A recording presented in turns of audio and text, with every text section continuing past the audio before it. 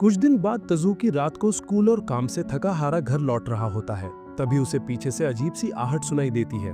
वो रुककर street light की तरफ देखता है और बोलता है, मुझे पता है कोई मेरा पीछा कर रहा है, लेकिन सुन ले, मेरे पास देने के लिए कुछ नहीं है।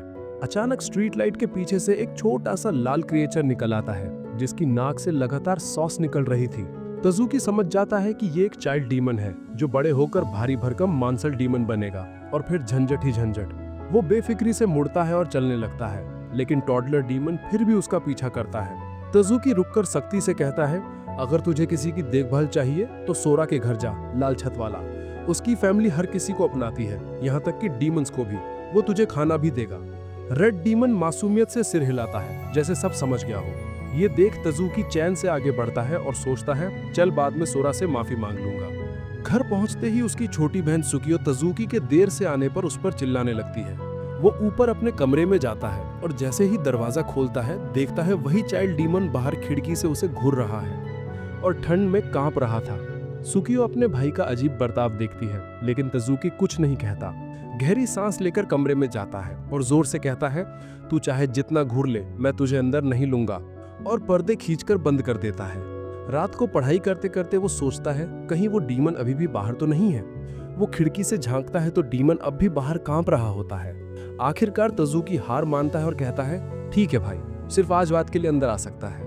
वो उसे रुमाल देता है ताकि नाक पोंछ सके और खुद किचन में जाकर सोचता है कि इसे क्या खिलाए।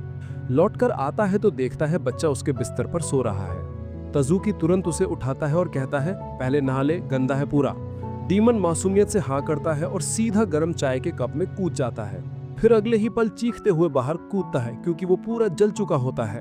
तजुकी हंसते हुए उसे आइस पैक देता है और चिढ़ाता है, इतना बेवकूफ डीमन आज तक नहीं देखा। इसी दौरान उसकी नजर डीमन के हाथों पर कुछ पुराने जख्मों पर जाती है, जिससे उसके अतीत की तो एक काली याद उभर आती है, लेकिन वो तुरंत खुद को डिस्ट्रैक्ट कर लेता है। अगली सुबह तजुकी उसे ऐसे बाहर निकालता है जैसे कोई बैड वन नाइट स्टैंड हो और बोलता है, दोबारा वापस मत आना।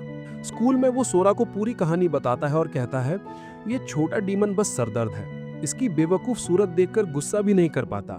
सोरा मुस्कुराकर इसे तजुकी की प्यार वाली शिकायत समझ लेता है और कहता है, तो इसका मतलब तू इस डीमन से प्यार करता है, रख ले इसे। तजुकी हैरान रह जाता है, मैंने कब कहा प्यार करता हूँ भाई, ये कैसा लॉजिक है तेरा।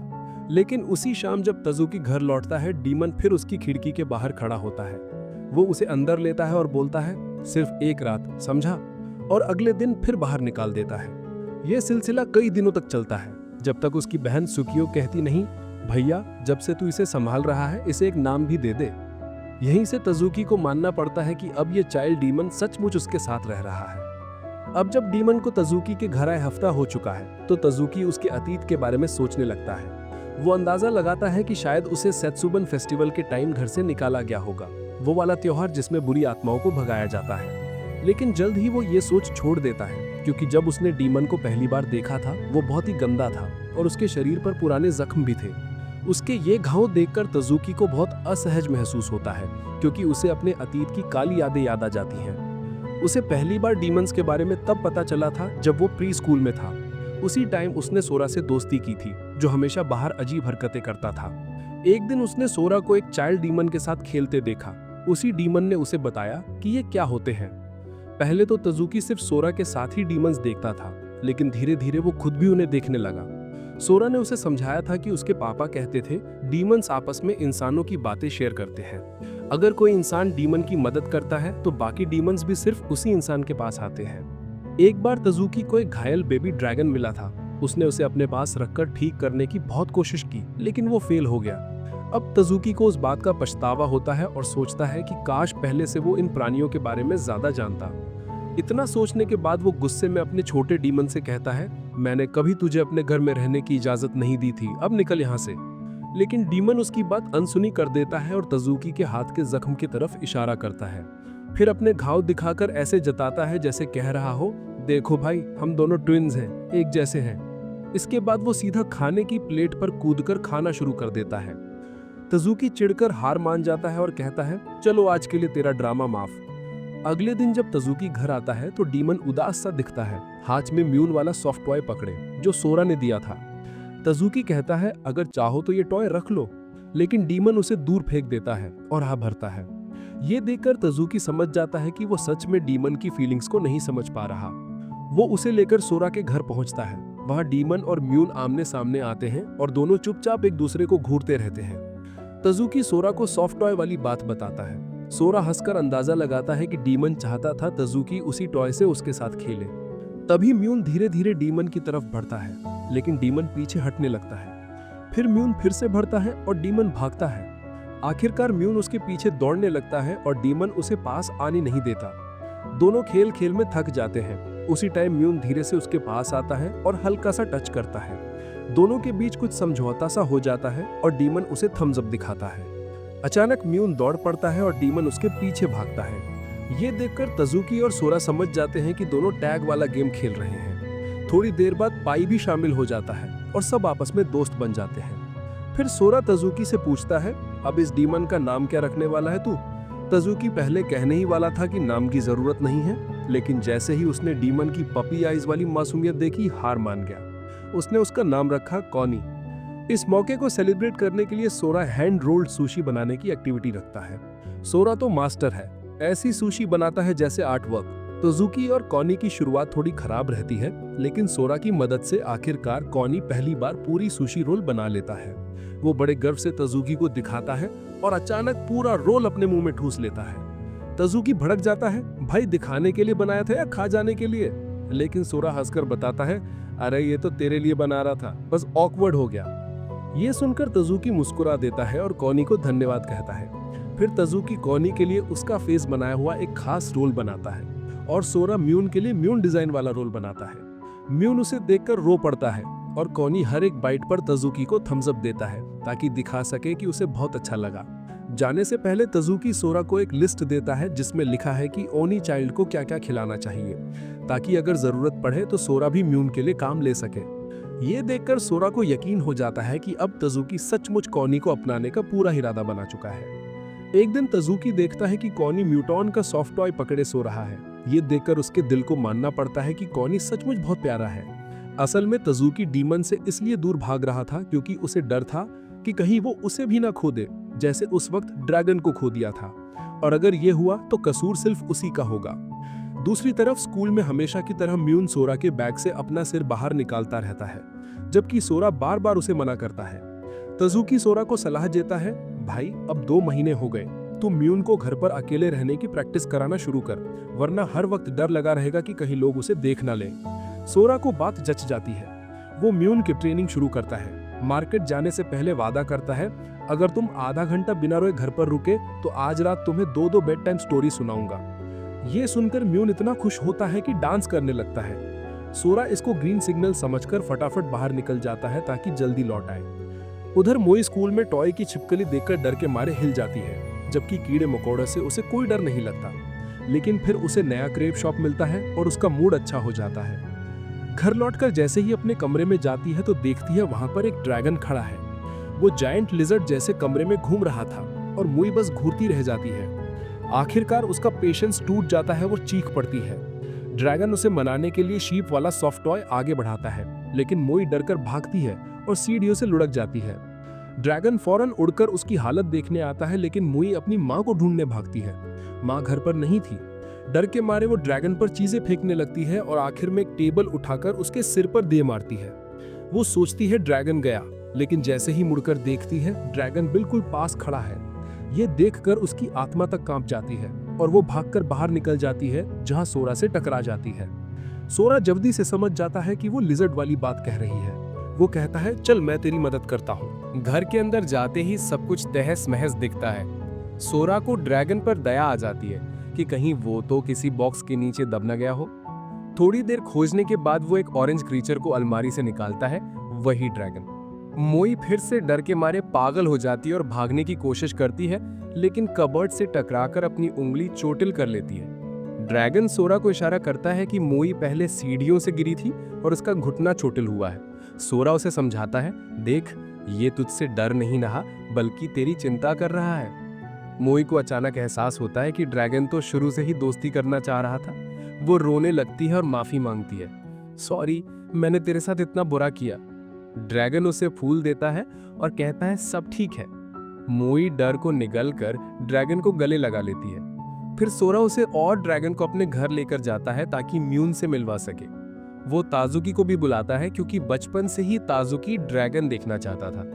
रास्ते में मोई पूछती है, तू और ताजुकी स्कूल के बाहर भी इतने क्लोज हो? सोरा हंसकर बताता है, हम प्री स्कूल से ही बेस्ट फ्रेंड्स हैं।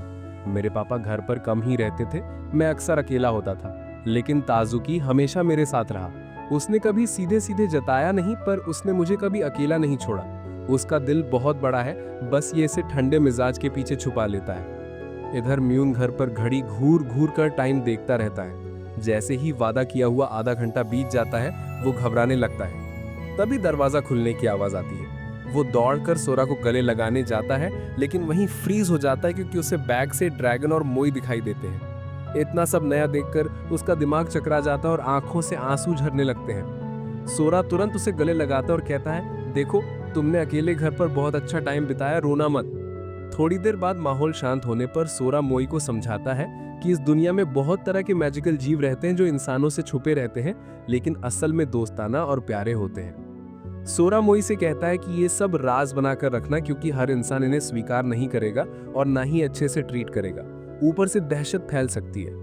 उसी वक्त घंटी बजती है, मतलब ताजुकी आ चुका है। सोरा बड़े ही ड्रामे में उसे ब्लाइंड फोल्ड पकड़ाता है और कहता है कि सरप्राइज दिखाना है बंद वाले। लेकिन ताजुकी तो डर ही जाता है और कहता है, भाई ये क्या खतरनाक हरकतें कर रहा है तू। वैसे कुछ छुपाने की जरूरत ही नहीं पड़ती, क्योंकि ताजुकी पहले ही हॉलवे में ड्रैगन देख लेता है। मोगी समझाती है कि उसने ये अपने कमरे में पाया था, और सोरा याद दिलाता है कि उसे पता है ताजुकी हमेशा से ड्रैगन देखना चाहता था। लेकिन सुकी का चेहरा अचानक बदल जाता है। थोड़ी देर के लिए बिल्कुल खामोश हो जाता है। सोरा पूछता है, क्या हुआ भाई? तो वो झट से मुस्कुराकर बोलता है, कुछ नहीं। फिर सब टेबल पर बैठते हैं अपने अजीबोगरीब पालतू जानवरों के साथ और सोचते हैं कि ये ड्रैगन आखिर खाता क्या है। लेकिन वो तो मीट से लेकर सब्जी और चीज तक सबको मना कर देता है। आखिरकार के अपनी नींद से बाहर निकलती है और चौंक जाती है कि घर में कोई लड़की बैठी है। के और मोई आपस में इंट्रो लेते हैं और मनी मन सोचते हैं कि ये कितनी क्यूट और प्रिटी है।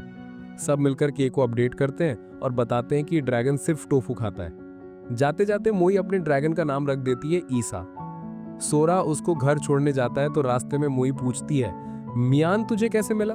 वो बताता है कि उसके पापा ने उसे इजिप्ट से भेजा था। लेकिन तभी सोरा सोचने लगता है कि मियान ने कभी इजिप्ट वापस जाना क्यों नहीं चाहा, जबकि वो इतना क्लिंगी है। उसे वो वक्त भी याद आता है जब उसने मियान को वापस भेजने की कोशिश की थी और मियान कितना अपसेट हो गया था। सोरा मान लेता है कि अभी भी मियान के अतीत के बहुत से सवाल अनसुलझे हैं, लेकिन वो अभी सोचने का टाइम नहीं लेता। अगले दिन मोई स्कूल में अपने दोस्तों से ईसा की बातें लगभग खोल ही देती है। सोरा और ताजुकी उसे कोने में ले जाते हैं और कहते हैं कि जो भी कहना है हमें बता, हम हमेशा सुनने के लिए तैयार हैं। मोई तुरंत शुरू हो जाती है, ईसा कितना प्यारा और स्मार्ट है, खुद से खाना खा लेता है, टॉयलेट के बाद हाथ पैर धो लेता है। ये सब सोरा के को बताता है तो के बोलती है, ईसा तो बड़े भाई वाली वाइब देता है और मियान छोटे भाई की। ये सुनकर सोरा गिनाने लगता है कि मियान कितनी बार घर के कामों में मदद करने की कोशिश करता है, लेकिन हर बार अपने क्यूट अंदाज में फेल हो जाता है। के हंस देती है और कहती है, मतलब मियान ज्यादा केयर लेने वाला है, ना कि केयर देने वाला। ये बात सुनकर मियान का मूड डाउन हो जाता है और सोरा नोटिस कर लेता है। वीकेंड पर ताजुकी और मोगी अपने अपने बच्चों जैसे डीमंस को लेकर आते हैं प्ले डेट के लिए। ईसा आते ही मियान और कॉनी को पकड़कर अपनी पीठ पर बैठा लेता है और पूरे कमरे में उड़ाने लगता है। उधर बड़े लोग आराम से चाय पर गप्पे मार रहे होते हैं। मोई शान से बताती है, ईसा अब लिखना भी सीख गया है, और उसकी कॉपियां दिखाती है जैसे कोई मामा अपने भांजे की टॉपर वाली रिपोर्ट कार्ड दिखा रहा हो। वो बोलती है कि ईसा ने खुद ही सीख लिया जब उसने उसे पिक्चर बुक्स पढ़ाई थी। ताजुकी इम्प्रेस होकर ठान लेता है कि वो ईसा को इंग्लिश अल्फाबेट भी सिखाएगा। कुछ घंटे बाद ईसा सच में अपना नाम इंग्लिश में लिख लेता है। ताजुकी हंसते हुए बोलता है, भाई ये तो पहले से ज्यादा स्मार्ट है उस बेवकूफ सोरा से। सब ईसा की बुद्धि पर हैरान होते हैं। तभी मियान और कॉनी ईसा के पास जाकर जापानीज लिखना सीखने लगते हैं। मियान सोरा को एक मुड़ा हुआ नोट देता है जिस पर लिखा होता है ऑलवेज टुगेदर। ये देखकर सोरा की आंखों में आंसू आ जाते हैं। कॉनी भी ताजुकी को नोट देता है जिस पर लिखा होता है हाउ यू लाइक दैट। ताजुकी मजाक उड़ाता है तो कॉनी उसे पीटने लगता है। सोरा और मोगी पहले तो हैरान होते हैं, लेकिन फिर समझ जाते हैं कि ये दोनों का प्यार जताने का तरीका है। लंच के बाद मोई सोरा के साथ बर्तन धोने लगती है। तभी पता चलता है कि साबुन खत्म हो गया है। सोरा कैबिनेट चेक करता है तो उसमें एक नोट मिलता है जिस पर लिखा होता है खाना मस्त था। ये ईसा ने लिखा होता है। ताजुकी को टेबल के नीचे एक और नोट मिलता है, नेक्स्ट टाइम सुशी बनाइयो। ये तो कान की ही शरारत थी। सबको समझ आता है कि बच्चों को जब से लिखना आया है वो इतने एक्साइटेड हो गए कि ढेर सारे छोटे छोटे नोट्स लिखकर घर के हर कोने में छुपा दिए। फिर तीनों टीम बनाकर ट्रेजर हंट पर लग जाते हैं और आखिरकार दर्जनों नोट्स पूरे घर से इकट्ठा कर लेते हैं। बाहर आंगन में सब नोट्स गिन रहे होते हैं, तभी मोई देखती है कि कॉनी सोरा के गार्डन में कुछ छेड़छाड़ कर रहा है। सोरा फटाफट चिल्लाता है, उस पौधे को मत छूना भाई, और कॉनी जानबूझकर शरारती अंदाज में वही पौधा पकड़ लेता और जमीन से उखाड़ देता है। जैसे ही पौधा बाहर आता है, लाल सब्जी जैसी चीज इतनी तेज चीख मारती है कि कान फट जाए। आवाज बंद ही नहीं होती जब तक सोरा उसका मुंह टेप से बंद नहीं कर देता। फिर सोरा समझाता है, ये मैंड्रेक है, मेरे पापा ने बहुत पहले भेजा था। इसकी चीख 5 सेकंड में किसी को बेहोश कर सकती है और अगर ज्यादा देर सुन लो तो मौत भी। मोई घबराकर पूछती है, तो भाई तो इतना खतरनाक पौधा अपने बैकयार्ड में क्यों उगा रहा है? सोरा आराम से कहता है, कीड को जगाने के लिए, अलार्म क्लॉक की तरह। अचानक मैंड्रेक लोटपोट होकर भागता है और सोरा पकड़ भी नहीं पाता। वो भागकर नदी में कूद जाता है और पानी के साथ बहने लगता है। सब उसके पीछे दौड़ पड़ते हैं। मियान और कॉनी भी मदद करने की कोशिश करते हैं लेकिन यूजुअल की तरह फेल हो जाते हैं। अब मैंड्रेक की पट्टी भी खुलने लगती है तो टाइम कम बचा है। तभी ईसा हीरो बनकर उड़ता है, रिवर के ऊपर से पकड़कर मैंड्रेक उठा लाता है और वापस सोरा को दे देता है। सब ईसा की जमकर तारीफ करते हैं। कॉनी जल भुनकर ताजुकी को धक्का मार देता है और मियान शर्माकर चुपचाप सोरा की हुडी में घुस जाता है। घर लौटने के बाद भी सोरा नोटिस करता है कि मियान अभी भी उदास है। तभी कॉनी को छींक आती है तो मियान तुरंत उठकर उसको कंबल उड़ा देता है और नाक साफ कर देता है। ये देखकर सोरा समझ जाता है कि मियान का दिल तब से टूटा हुआ था जब उसने और के ने मजाक में उसे बेबी जैसा कहा था। असल में सोरा ने गौर नहीं किया था कि मियान धीरे धीरे बड़ा हो रहा है। सोरा उसके सिर पर हाथ फेरता और कहता है, गुड बॉय। बस फिर क्या, मियान की खुशी लौट आती है। कुछ दिन बाद सोरा हॉलवे में चलता है तो एक स्टूडेंट उससे टकराकर उसके ऊपर गिर जाता है। लड़का इतना मिजरेबल लगता है कि वहीं बेहोश सा हो जाता है। सोरा उसको उठाकर छत पर ले जाता है जहां ताजुकी, मियान और मोई लंच का इंतजार कर रहे होते हैं। सीढ़ियां चढ़ते चढ़ते सोरा की हिम्मत जवाब दे देती है तो मोई तुरंत उसे उठाकर प्रिंसेस कैरी में ले जाती है। ये देखकर ताजुकी हैरान हो जाता है कि बाकी दोनों इतने ताकतवर हैं। लड़के को नीचे लिटाते ही सोरा बताता है, ये वही निंदू है जिससे स्कूल क्लिनिक से बैन कर दिया गया था क्योंकि उसने वहां तोड़फोड़ की थी। अब बेचारे के पास जाने की जगह नहीं है तो मैं इसे यहाँ ले आया। ताजुकी को सुजुकी की बात याद आती है कि उनके बैच में एक डिलिंक्वेंट है जो नर्स के ऑफिस में पागल हो गया था और तब से नॉर्मल नहीं हुआ है। तभी लड़का नींद में लोटपोट होकर कराहने लगता है। मोई उसके पास जाती है तो वो अचानक चिल्ला उठता है, पास मत आना, और उसको घूसा मारने के लिए खड़ा हो जाता है। शुक्र है कि सोरा बीच में कूदकर मोई को धक्का देकर बचा लेता है। सोरा उसके हाथ की चोट देखता है और मदद करने जाता है लेकिन लड़का उसे धक्का देकर कहता है, मेरे चक्कर में मत पड़ो। ये सुनकर ताजुकी भड़क जाता है और आंखें तरेकर पूछता है, तू आखिर चाहता क्या है? लड़का उसे भी डराने की कोशिश करता है लेकिन ताजुकी अपनी जगह अड़ा रहता है। सोरा बीच बचाव करता है तो लड़का खुद ही पीछे हट जाता है। कोई और इंसान उसकी शक्ल तक ना देखता लेकिन सोरा बाद में उसके क्लासरूम तक जाता है। वहां लड़का गुर्रा कर कहता है, दफा हो जाओ, लेकिन सोरा फिर भी उसका हाथ बांधता है, पट्टी करता है और पूछता है, साथ में घर चलोगे? बाकी सब हैरानी से देखते रह जाते हैं। लड़का भी इस अजीब दयालुता से बैफल्ड होकर मान जाता है और दोनों साथ निकल पड़ते हैं।